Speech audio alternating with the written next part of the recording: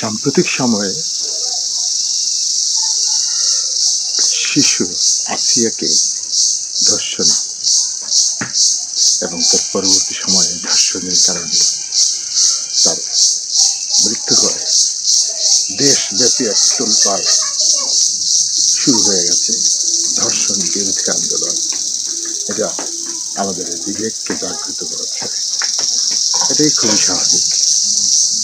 প্রত্যেক সময় যতগুলো আইন হয়ে থাকে স্পেশাল ল, সেগুলো সাধারণত যখন সমাজে ওই ধরনের অপরাধের প্রবণতা বৃদ্ধি পায়, তখনই এই ধরনের স্পেশাল লগুলো হয়ে থাকে। এখন বলা হচ্ছে যে ধর্ষণ মামলার শাস্তিটা খুব দ্রুত দিতে হবে। বলা হচ্ছে ফাঁসি চাই, ফাঁসি চাই। বলা হচ্ছে সর্বোচ্চ শাস্তি নিশ্চিত করতে হবে। এই ধরনের কথাগুলো বলা হচ্ছে। ব্যাপারটা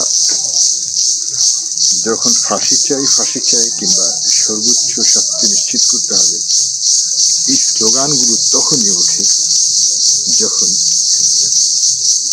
এই শাস্তির ব্যাপারে মানুষের সন্দেহ প্রবণতা থাকে। যদি সন্দেহ প্রবণতা থাকতো না, তাহলে এই ধরনের স্লোগান উঠত না। এটা খুবই স্বাভাবিক। আর যখনই এই ধরনের জনতুষ্টিমূলক কোনো আইন করা হয়, তখন সেই আইন প্রকৃতপক্ষে মানবতার পক্ষে কাজ করে না। আমাদের যতগুলো আইন হয়েছে স্পেশাল ল বিশেষ করে, সেগুলো এরকম যখন অপরাধ প্রবণতা বৃদ্ধি পায়, তখনই সেই আইনগুলোকে স্টাবলিশ করা হয়, সংসদে পাশ করা হয়। কিন্তু এর জন্য পূর্ব কোনো ধরনের কোনো গবেষণা করে এটাকে এগিয়ে নিয়ে যাওয়ার প্রবণতা আমাদের মধ্যে কম। এই প্রেক্ষাপটে আমি স্মরণ করতে পারি কলকাতা থেকে প্রকাশিত একটি গ্রন্থ, নামটা হচ্ছে আদালত, মিডিয়া, সমাজ এবং ধনঞ্জয়ের ফাঁসি। এটা কয়েকজন গবেষক গবেষণা করে এই গ্রন্থখানা লিখেছিলেন ধনঞ্জয়ের ফাঁসি নিয়ে। যারা গবেষণা করেছেন তাদের মধ্যে পরমেশ গোস্বামী, দেবাশিস সেনগুপ্ত এবং প্রবাল চৌধুরী এই গবেষণা করে এই গ্রন্থখানা লিখেছেন যে ধনঞ্জয়ের যে ফাঁসি হলো, এই ফাঁসিটা কতটা আইনসম্মত, কতটা যৌক্তিক। এর আগে ধনঞ্জয় সম্পর্কে একটু বলি। ধনঞ্জয় একটি আবাসিক ভবনের সিকিউরিটি গার্ড। তাকে 2004 সালের 14 আগস্ট, যেদিন ভারতের জাতীয় দিবস, স্বাধীনতা দিবস, সেই দিনে এবং কাকতালীয়ভাবে ওই দিনই ধনঞ্জয়ের 49তম জন্মদিন ছিল। সেই দিনে কলকাতার আলিপুর কেন্দ্রীয় কারাগারে ধর্ষণের অভিযোগে ফাঁসিতে ঝুলিয়ে মৃত্যুদণ্ড কার্যকর করা হয়। ধনঞ্জয় নাম, তাকে ফাঁসি দেওয়া হয়েছে ধর্ষণের অপরাধে।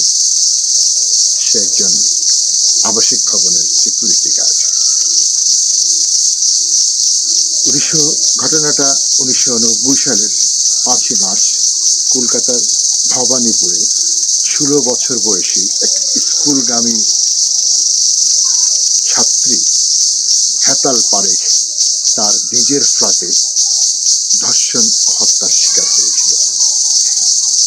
নামটা, সেই স্কুল ছাত্রীর নামটা হচ্ছে হেতাল পারেখ। এখন কাকতালীয়ভাবে সে তার ভাইয়ের বিয়ে উপলক্ষে ওই দিনই তার গ্রামের বাড়িতে চলে গিয়েছিল ধনঞ্জয়। সেই প্রেক্ষাপটে পরিবারের সন্দেহের ভিত্তিতে নিরাপত্তারক্ষী ধনঞ্জয়কে গ্রেপ্তার করা হয় এবং আদালত তাকে মৃত্যুদণ্ড দেন 2004 সালের 14 আগস্ট ভারতের কলকাতার আলিপুর কেন্দ্রীয় কারাগারে তার ফাঁসি কার্যকর করা হয়। এখন এই ফাঁসি কার্যকরের পূর্ববর্তী সময় দীর্ঘ মামলার দীর্ঘ শুনানিতে প্রায় 14 বছর ধনঞ্জয়ের পিতা, গরিব পিতা মামলা লড়েছেন তার ভিটি মাটি বিক্রি করে, কিন্তু তারপরও ধনঞ্জয়কে নির্দোষ প্রমাণ করতে পারেনি। সবশেষে রাষ্ট্রপতির নিকট ছেলের প্রাণ ভিক্ষা কামনা করেছেন, সেটাও গৃহীত হয়নি। বেচারা যখন আটক হয় তখন মাত্র 8 মাস হয়েছিল তার বিয়ের। এখন ঘটনাচক্রে এই হেতাল পরিবারটা কলকাতার একটা বিত্তশালী পরিবার এবং কলকাতার এলিট স্কুলের ছাত্রী। সব মিলিয়ে হেতালের মার্ডারের ঘটনাটা সে সময় আলোড়ন তুলেছিল দেশব্যাপী। এই মামলার বিচার এবং তার রায় কার্যকরে সরকারের উপর চাপ ছিল প্রচন্ড রকম। পুলিশও নিজেদের উপর থেকে চাপ কমাতে একটা রিপোর্ট দেওয়ার প্রয়োজন ছিল। সব মিলিয়ে পুলিশ যখন রিপোর্ট দেয়, ধনঞ্জয়কে দোষী করে, তখন জনগণ শান্ত হয়ে যায়। তারপর বিচার প্রক্রিয়ায় যখন তার ফাঁসি হয় তখন জনগণ আরো শান্ত হয়ে যায়। এই ধনঞ্জয়ের ফাঁসি কার্যকরের পর যাদবপুর বিশ্ববিদ্যালয়ের 3 জন শিক্ষক ধনঞ্জয়ের মামলা নিয়ে গবেষণা শুরু করেন। পরমেশ গোস্বামী, দেবাশিস সেনগুপ্ত, প্রবাল চৌধুরী, এই 3 জন মিলে তাদের গবেষণা পর্ব নিয়ে একটা গ্রন্থ রচনা করেছেন, আদালত, মিডিয়া, সমাজ এবং ধনঞ্জয়ের ফাঁসি। সেখানে ওনারা দেখেছেন যে ওই মামলার বিচার প্রক্রিয়া, তদন্ত প্রক্রিয়া কতটুকু জনতুষ্টিবাদ বা পপুলিস্ট ছিল, জনগণের প্রভাবে কতটুকু এটা হয়েছিল, সেই দিকগুলো তারা অত্যন্ত চমৎকারভাবে এই গ্রন্থে বিধৃত করেছেন। কিভাবে সার্কামস্টেন্সিয়াল এভিডেন্সের উপর ভিত্তি করে ধনঞ্জয়কে ফাঁসি দেওয়া হয়েছিল, তদন্তে এবং বিচারের কোথায় কোথায় গ্যাপ ছিল, ফারাক ছিল, কোন কোন জিনিস এড়িয়ে যাওয়া হয়েছে, এই সবগুলো বিশ্লেষণ করে তারা এই গ্রন্থখানা লিখেছেন। তো এই যখন তারা এই গবেষণা করেন তখন তো ধনঞ্জয় বিচারা ওপারেই চলে গেছে। একটা বিষয়, আমরা যতই ফাঁসি চাই আর যতই উপযুক্ত শাস্তি প্রত্যাশা করি না কেন, আমাদের মূল ডেকোরাম যদি আমরা ঠিক না করতে পারি, তাহলে কোন দিকে একজন নিরীহ মানুষ ধনঞ্জয়ের মতো জীবন দিয়ে দেবে সেটা বলাই বাহুল্য।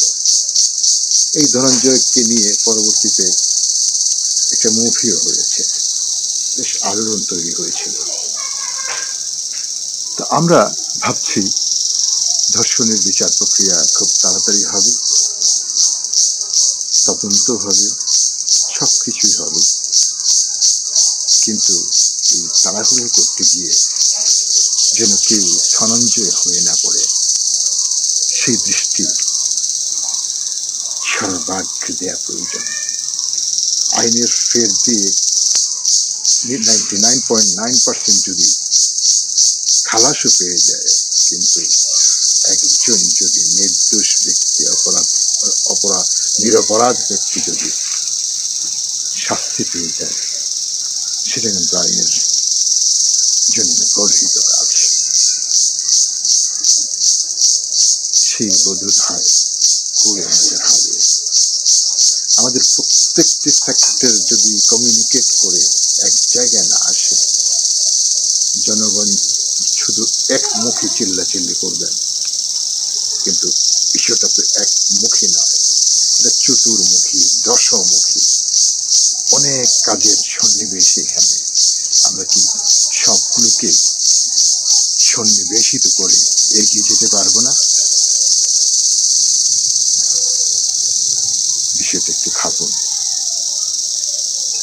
এবং সবচেয়ে বড় কথা, ফাঁসি চাই বলাটাও কিন্তু প্রকৃতপক্ষে উচিত স্লোগান নয়। এই স্লোগানটাই স্মরণ করিয়ে দেয় যে আমাদের আইনের ত্রুটি কতটুকু আছে, আর এই ত্রুটির থেকে উত্তরণের জন্য যারা কর্তা থাকেন তারা জনতুষ্টিমূলক কিছু বক্তব্য রেখে যান, যেটা আদৌ আমাদের শেষ সমাধান নয়। সবাই ভালো থাকবেন। ধন্যবাদ।